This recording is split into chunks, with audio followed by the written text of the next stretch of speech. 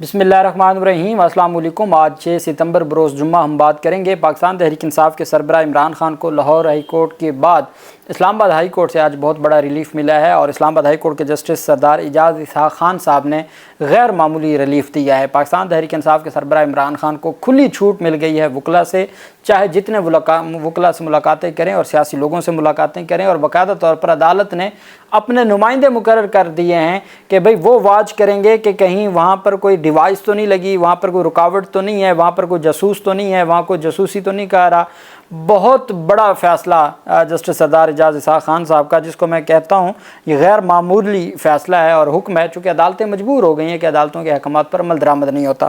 اہم تفصیلات ہیں جو میں آپ کے ساتھ شیئر کروں گا۔ اور پاکستان تحریک انصاف کے سربراہ عمران خان کے 190 ملین پاؤنڈ اسکینڈل کیس پر سماعت ہوئی، اور توشہ خانہ 2 میں ضمانت کی درخواستوں پر سماعت ہوئی، اور آج تفتیشی افسر کو جو عمران خان نے ان کی کلاس لگائی ہے اس کے اوپر بھی ہم بات کریں گے۔ سب سے پہلے میں آپ کو بتاتا چلوں کہ پرامن اجتماع و امن عامہ کا جو معاملہ ہے اس پر قانون سازی جو سینٹ سے منظور ہوئی تھی آج منظور کر لی گئی ہے قومی اسمبلی سے بھی۔ ایاز صادق کی زیر صدارت اجلاس ہوا۔ اعظم نذیر طارڑ نے الیکشن ترمیمی ایکٹ بل 2024 منظوری کے لیے ایوان میں پیش کیا۔ اسپیکر نے ووٹنگ کرائی، جس کے بعد بل کثرت رائے سے منظور کر لیا گیا۔ قبل ازیں یہ سینٹ سے منظور ہو چکا ہے۔ ضمنی ایجنڈا میں پیش کرنے سے متعلق تحریک قومی اسمبلی میں پیش کی گئی۔ مسلم لیگ نون کے بیرسٹر دانیال چودھری نے تحریک ایوان میں پیش کی، جسے منظور کیا گیا۔ لیگی رکن دانیال چودھری نے ضمنی ایجنڈے کے طور پر ایوان میں اسلام آباد پرامن اجتماع و امن عامہ بل 2024 منظوری کے لیے پیش کیا۔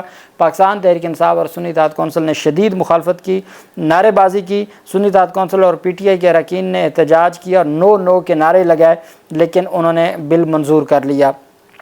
اس بل کے تحت ڈپٹی کمشنر اسلام آباد میں جلسے کی اجازت دے گا۔ اگر ڈپٹی کمشنر اجازت نہیں دیتا تو اپیل چیف کمشنر کے پاس جا سکتی ہے۔ چیف کمشنر کے فیصلے کے خلاف سیکرٹری داخلہ کے پاس نظر ثانی درخواست دی جا سکے گی۔ حکومت اسلام آباد کے نوائی علاقے سنگجانی یا کسی بھی علاقے کو متعین کرے گی، جس کا باقاعدہ گزٹ نوٹیفیکیشن جاری کیا جائے گا۔ اسلام آباد میں کسی بھی اجتماع یا جلسے کے لیے کم از کم 7 روز پہلے ڈی سی کو درخواست دینی ہوگی۔ درخواست اس جلسے یا اکٹھ کا کوئی کوارڈینیٹر تحریری صورت میں دے گا۔ جلسے کے مقام، شرکا کی تعداد اور جلسے یا اکٹھ کا وقت اور مقاصد بتانا ہوں گے۔ ڈسٹرکٹ مجسٹریٹ کے پاس جلسے پر پابندی کا اختیار ہوگا۔ اسمبلی کا کوارڈینیٹر ڈسٹرکٹ مجسٹریٹ کو 7 روز قبل اسمبلی کی تحریری درخواست دے گا۔ اسمبلی سے مراد جلسہ۔ اسمبلی کی جائز وجوہات نہ دینے پر ڈسٹرکٹ مجسٹریٹ جلسے کی اجازت نہیں دے گا، اور جلسے کی اجازت نہ دینے کی تحریری وجوہات دے گا۔ ڈسٹرکٹ مجسٹریٹ جلسے کی اجازت دینے سے قبل امن و امان کی صورتحال کا جائزہ لے گا اور قانون نافذ کرنے والے اداروں سے سیکیورٹی کلیئرنس لے گا۔ ڈسٹرکٹ مجسٹریٹ اور ڈی سی یہ دونوں ایک ہی عہدے ہیں۔ ڈسٹرکٹ مجسٹریٹ مختص کردہ علاقے کے سوا کہیں اور جلسے کی اجازت نہیں دے گا۔ ڈسٹرکٹ مجسٹریٹ یعنی ڈپٹی کمشنر اپنے جاری کردہ اجازت نامے کی قومی سیکیورٹی رسک، تشدد کے خدشے، امن و امان کی صورتحال خراب ہونے کے خدشے کی بنیاد پر امینڈ بھی کر سکتا ہے۔ حکومت اسلام آباد کے کسی مخصوص علاقے کو ریڈ زون یا ہائی سیکیورٹی زون قرار دے سکتی ہے۔ ڈسٹرکٹ مجسٹریٹ کے پاس اسمبلی پر پابندی کا اختیار ہوگا۔ اسمبلی سے مراد چونکہ اسمبلی کا ورڈ استعمال ہے جلسہ گیدرنگ آئین میں، تو اسمبلی کا ہی ورڈ استعمال کیا گیا کہ اگر وہ عوام کے تحفظ یا قومی سیکیورٹی کے لیے رسک ہو، امن و امان کی خرابی کے رسک کی مصدقہ رپورٹ ہو یا روزمرہ کی سرگرمیاں متاثر کرے، اسمبلی پر پابندی کی وجوہات تحریری طور پر دی جائیں گی، جبکہ متاثرہ شخص 15 روز کے اندر اپیل کر سکتا ہے۔ ڈسٹرکٹ مجسٹریٹ پولیس اسٹیشن کے انچارج آفیسر کو اسمبلی کو منتشر کرنے کی ہدایت دے سکتا ہے اگر وہ جلسہ امن و امان کو خراب کرے۔ اگر جلسہ منتشر نہیں کیا جاتا تو پولیس افسر طاقت کے ذریعے منتشر کرے گا۔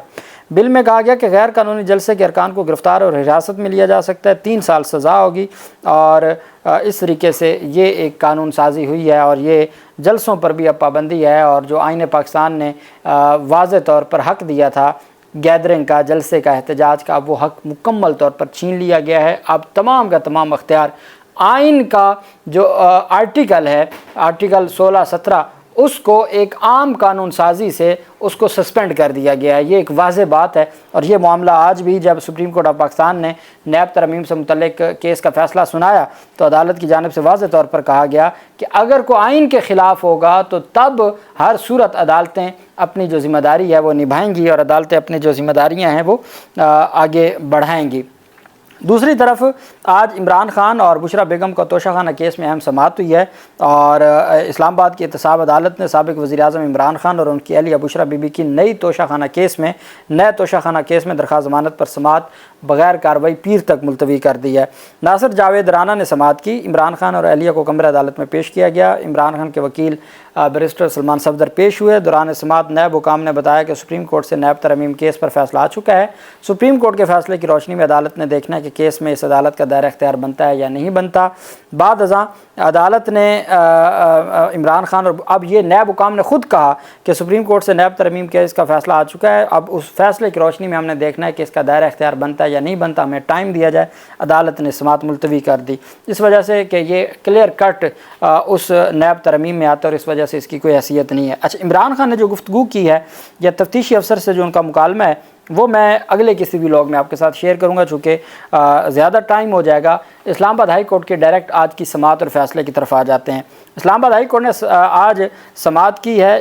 سپرنٹینڈنٹ اڈیالہ جیل اور پروسیکیوٹر جنرل اسلام آباد پیش ہوئے۔ یہ توہین عدالت کی درخواست تھی کہ عمران خان اور وکلا کو ملنے نہیں دیا جاتا، ملاقات نہیں کرنے دی جاتی اور اس میں رکاوٹیں کھڑی کی جاتی ہیں۔ سماعت میں additional prosecutor general NAB Jahanzeb Bharwana, deputy prosecutor general NAB Naeem Sanghera عدالت میں پیش ہوئے۔ 190 ملین پاؤنڈ کیس کے تفتیشی افسر میاں عمر ندیم بھی پیش ہوئے۔ عدالت نے استفسار کیا کہ اڈیالہ جیل سے کون آیا ہے، جس پر جو سپرنٹینڈنٹ غفور انجم روسٹم پر آ گئے اور انہوں نے عدالت کو بتایا کہ تمام معزز وکلا کو جیل میں داخلے کی اجازت دیتے ہیں۔ عدالت نے کہا کہ وکلا کی شکایت ہے کہ 2 گھنٹے ان کو انتظار کروایا جاتا ہے، وہاں بتایا جاتا ہے پانی پینے کی سہولت بھی میسر نہیں ہے، جس پر جیل سپرنٹینڈنٹ نے عدالت کو بتایا کہ تمام وکلا کو پوری سہولت فراہم کرتے ہیں۔ اسلام آباد ہائی کورٹ نے کہا کہ وکیلوں کی گاڑی 10 منٹ کی چیکنگ کے بعد بیرونی دروازے سے اندر جانے کی اجازت ہوگی۔ 3 ممبرز کا کمیشن، اب جو اسلام آباد ہائی کورٹ ہے انہوں نے 3 ممبرز کا کمیشن بنا دیا ہے۔ 3 ممبرز کا لوکل کمیشن ہوتا ہے جو عدالتی نمائندے ہوتے ہیں، عدالتی نمائندوں پر مشتمل ایک کمیشن بنا دیا ہے جو تمام تر پاکستان تحریک انصاف کے وکلا اور جو سیاستدان ہیں ان کی اور جو عدالت میں اڈیالہ جیل میں جو عدالت لگتی ہے اس کی سماعت کو واچ کریں گے اور عدالت کو رپورٹ کریں گے۔ وہ عدالت کے نمائندے ہوں گے اور عدالت کو انفارم کریں گے، عدالت کو رپورٹ کریں گے اور عدالت کو بتائیں گے کہ ہاں جی وہاں پر کارروائی درست انداز میں ہو رہی ہے یا نہیں ہو رہی۔ اسلام آباد ہائی کورٹ نے کہا کہ وکیلوں کی گاڑی 10 منٹ کی چیکنگ کے بعد بیرونی دروازے سے اندر جانے کی اجازت ہوگی۔ 3 ممبرز کا کمیشن اڈیالہ جیل کا دورہ کر کے غیر جانبدار رپورٹ دے گا۔ اڈیالہ جیل سپرنٹینڈنٹ بیان حلفی دے گا کہ کوئی ریکارڈنگ ڈیوائس ملاقات کی جگہ پہ نہیں لگائی گئی۔ عدالت نے ریمارک دیا کہ جن وکلا کے وکالت نامے ان کے 3 ایسوسییٹس کو جیل میں جانے کی اجازت ہوگی۔ اچھا، اب سپرنٹینڈنٹ سے بیان حلفی لے لیا ہے کہ جیل سپرنٹینڈنٹ بیان حلفی دے گا کہ کوئی ریکارڈنگ ڈیوائس ملاقات کی جگہ پہ نہیں لگائی گئی۔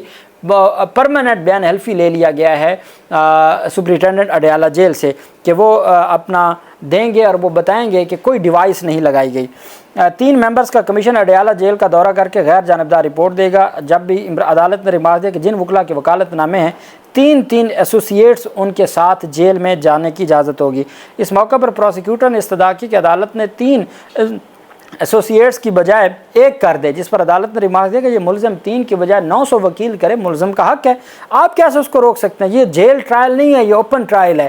ایسی کون سی دہشت گردی کا خطرہ ہے یا عمران خان ایسا کون سا دہشت گرد ہے کہ جس کے لیے آپ 1 کلومیٹر 2 کلومیٹر دور آپ وکلا کی گاڑیوں کو کھڑا کرتے ہیں اور ان کو پیدل وہاں سے جانا پڑتا ہے؟ آپ کہہ رہے ہیں کہ جیل میں ٹرائل کرنا ہے تو اوپن ٹرائل ہے۔ آپ نے جب جیل ٹرائل کا فیصلہ کر لیا تھا تو آپ کو اثرات کا پتہ ہونا چاہیے تھا۔ ساتھ عدالت سے سوال کیا گیا، عدالت نے سوال کیا کہ کون سی جگہ ہے جہاں پر جیل ٹرائل ہوتا ہے، تو بتایا گیا جی ایک کمیونٹی ہال ہے، ایک سینما ہال وہاں پر۔ تو فیصل چودھری نے، وکیل فیصل چودھری نے کہا جناب وہ وہی سینما ہال اور وہاں فلم چلائی جاتی ہے، تو جس پر جو جسٹس سردار اعجاز اسحاق خان صاحب تھے انہوں نے کہا ہاں جی آج بھی تو وہی فلم ہی چلائی جا رہی ہے۔ نعیم حیدر پنجوتا نے کہا جناب ہمارے ساتھ بڑی زیادتی ہوتی ہے، انہوں نے کہا یہ زیادتی آج نہیں ہو رہی، یہ 75 سال سے ہو رہی ہے، آپ ان باتوں کی طرف نہ جائیں، شام ہو جائے گی، آپ ان باتوں کو چھوڑ دیں۔ عدالت نے کہا ہے کہ جی کوئی بھی وہاں پر ریکارڈنگ ڈیوائس نہیں ہوگی، اس کا بیان حلفی سپرنٹینڈنٹ دے گا۔ عمران خان کے وکلا ہر وکیل 3 اپنے ساتھ ایسوسییٹس لے کے جا سکتا ہے، بلا روک ٹوک ان کو ملاقات کی اجازت ہوگی، اور ساتھ عدالت کی جانب سے کہا گیا ہے کہ 3 عدالت نے 3 وکلا کو کمیشن مقرر کر دیا ہے، جن میں سے ایک کمیشن ہر پیشی پر اور ہر ملاقات میں موجود ہوگا۔